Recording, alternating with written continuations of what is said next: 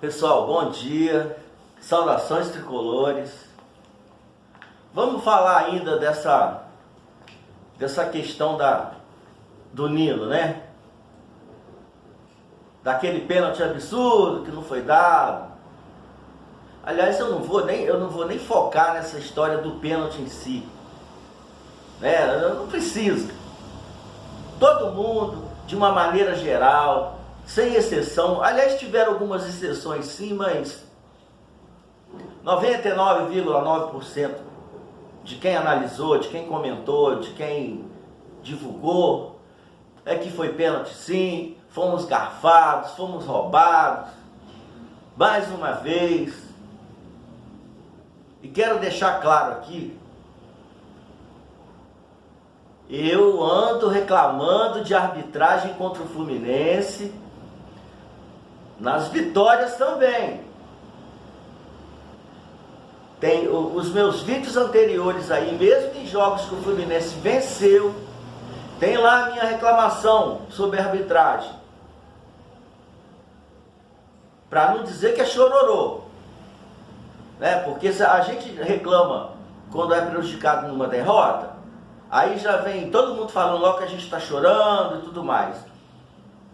Quero deixar claro que eu reclamei em vitórias. Não vou entrar nem muito nesse mérito aí das reclamações que eu fiz. Tem lá nos vídeos anteriores, quem quiser dar uma olhada sobre o que eu penso a respeito disso. E o que acontece em campo regularmente que prejudica o Fluminense, tá lá. Agora, assim como eu reclamo na vitória, eu me sinto no direito de reclamar na derrota também. Até porque ninguém está aqui inventando nada, né? Como já falei, como foi dito aí, foi esclarecido. Foi pênalti, fomos garfados. Não tenho o que questionar. Porém, a grande preocupação minha, pelo menos naquele momento ali, não foi nem tanto em questão do pênalti. Porque a gente sabe, né? A nosso favor, para eles darem alguma coisa, é assim, só em casos extraordinários.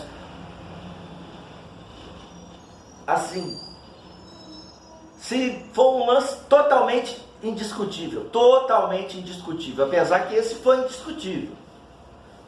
Mas a gente sabe, né, como é que funciona. Os árbitros erram contra todo mundo, os árbitros erram todos os jogos, são fracos, ou mal intencionados em algumas vezes, não sei, né? Não podemos afirmar, mas é o que parece. Agora, porém, para outros, os erros são frequentes, né? Constantes, praticamente em todo jogo. E o Fluminense está nesse quadro aí, tá? Todo jogo do Fluminense, ou praticamente todo jogo do Fluminense, somos prejudicados. Vamos falar de uma maneira mais técnica. Os critérios, quando é pra gente, são os critérios sempre negativos, né? São sempre vistos igual nessa jogada do Nino. Houve o pisão, mas foi sem querer, não teve a intenção. E quantas vezes marcaram pênalti contra a gente sem querer também, sem intenção? Assim como sem querer foi aquela jogada do Marcelo, que infelizmente machucou o rapaz lá do Argentino Júnior, sem querer, mas foi expulso. Não só foi expulso, como tomou suspensão. Ou seja, né, dependendo de quem, ou a favor de quem, ou contra quem são os acontecimentos, as decisões, né, são sempre, no mínimo, duvidosas e questionáveis. E mais uma vez, não é a questão do pênalti em si o que me preocupou. foi a questão da possibilidade do Nino ter sofrido uma lesão ali, poderia ter sido até uma lesão grave. A maneira com que ele estava ali se arrastando, saindo de campo, aquilo ali assustou, né? A imagem ali, pelo menos para mim, me deixou assim muito apreensivo. Porém, graças a Deus, as notícias dão conta de que não houve nada, que não houve lesão. Ele sentiu dores fortes ali no momento, mas que está tudo bem, vai jogar normalmente, não tem nem que fazer nenhum tipo de período de recuperação, está tudo certo, tudo tranquilo. Isso nos deixa tranquilo também, né? Enfim, é para encerrarmos esse assunto, né? Não deram pênalti, fomos roubados e o Nino não se lesionou, então isso fecha a questão. Vamos falar agora do Felipe Melo. Foi denunciado. Nós conhecemos o Felipe Melo. Felipe Melo é um cara muito emotivo, muito verdadeiro. Ele fala realmente o que pensa. Para ele não tem essa questão de meias palavras. Às vezes até exagera um pouco, a gente sabe disso. Mas nesse caso aí, eu tenho duas coisas a estar comentando a esse respeito. Primeiro, ele não estava no jogo. Ele não fazia parte da delegação do Fluminense. E ele estava em casa. No meu modo de ver, nessa situação, ele passa a ser um torcedor como outro qualquer, né? Que se esbravejou lá, que reclamou, falou. Gente, quem é de nós aí, ou de qualquer torcida, ou qualquer pessoa, que nunca chamou o juiz de ladrão, que roubou, que assaltou? Quem nunca fez isso? Né? Todos nós já fizemos isso. E o que acontece? Um jogador, por exemplo, na saída de campo, ou durante a partida, ou numa entrevista coletiva após a partida, mas que ele tenha participado como atleta do clube, se ele dá uma declaração mais, digamos, polêmica dessas aí, e aí ele ser denunciado e ser indiciado para dar explicações e até julgado, eu não digo nada, né? Porque ele está representando o clube, ele é um atleta do clube, e ele, por estar ali, ele oficialmente, não oficialmente pelo clube, mas oficialmente por ser um participante e um jogador do clube, se ele está dando uma declaração ali, aí, né, uma denúncia, uma possível punição seria aceitável. Mas o cara que está em casa, para mim, passa a ser um torcedor como outro qualquer. E a segunda observação, o jogador lá dos Remadores, o tal do... eu não gosto de ficar citando o nome, o tal do Gabigol, é um cara que mais reclama de arbitragem, é um cara que cria mais quizumba dentro de jogo.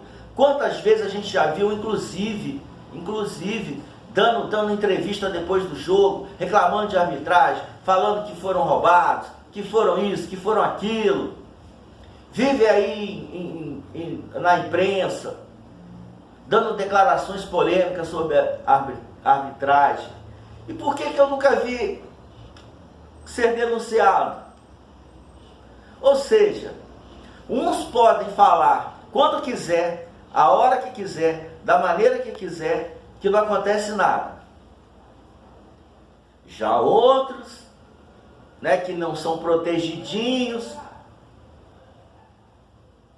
mesmo em casa, né, fora do contexto do jogo, não pode desabafar, não pode falar nada.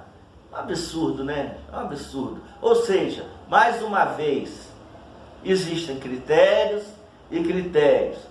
Para uns é de um jeito, para outros é de outro.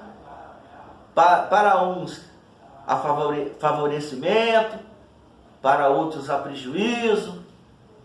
Uns são punidos, outros não são punidos. Enfim, vai do gosto, né? Vai do gosto de quem tem a proteção.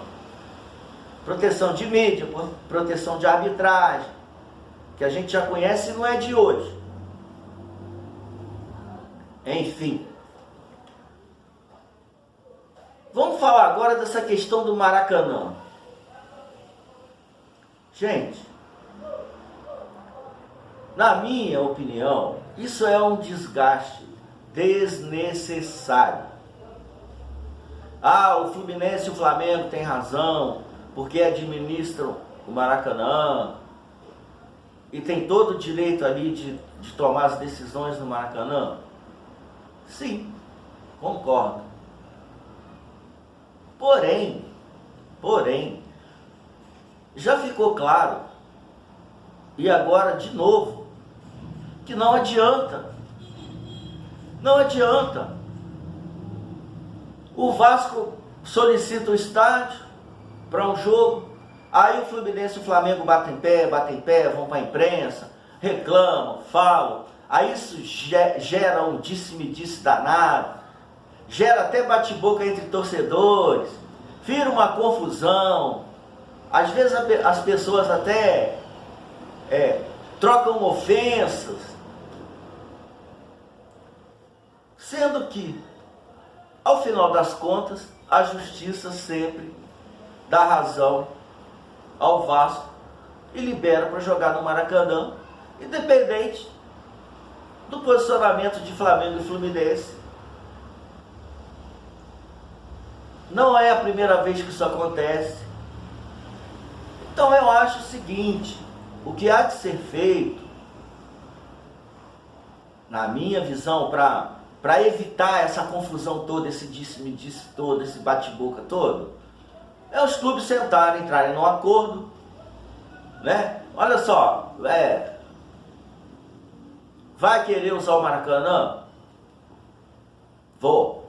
Então vai ter que pagar, vai ter que cobrir as despesas, vai ter que ajudar na manutenção, né? Porque quando a gente aluga um espaço, a gente tem que pagar por aquele espaço. E eles que se virem ali para entrar num acordo, já que não tem jeito, já que a justiça sempre dá razão para o Vasco e acaba liberando. Então para que esse rolo todo? Para que essa confusão toda? Isso pode dar até problema entre torcedores, né? Porque os torcedores do Vasco pensam que tem razão, os torcedores de Flamengo e Fluminense pensam que tem razão, cada um quer comprar o seu barulho, a sua briga, sendo que no final das contas a gente já sabe o que vai dar, né? A justiça já liberou lá atrás, a justiça já liberou agora. Então, para que essa confusão toda? Quando for solicitado a questão do Maracanã pelo Vasco, que os clubes tenham um mínimo de bom senso e profissionalismo, que sentem ali os três, conversem, entrem num acordo, principalmente em relação à participação em despesa, em aluguel do estádio, e que se resolva da melhor forma possível, né?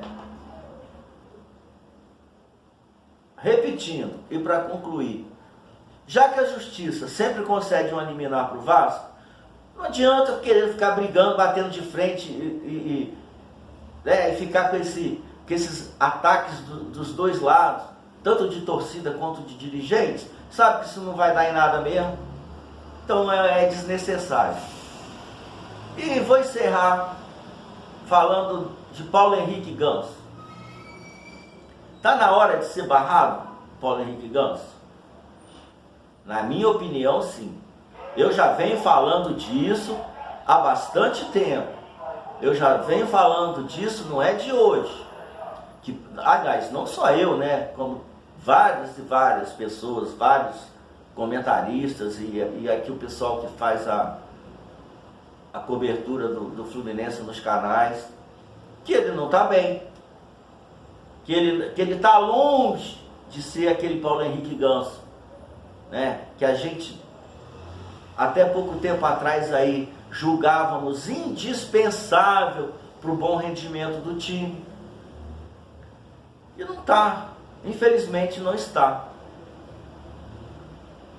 Ah, mas qual a solução? Não sei. Não sei. Isso aí é problema do Diniz.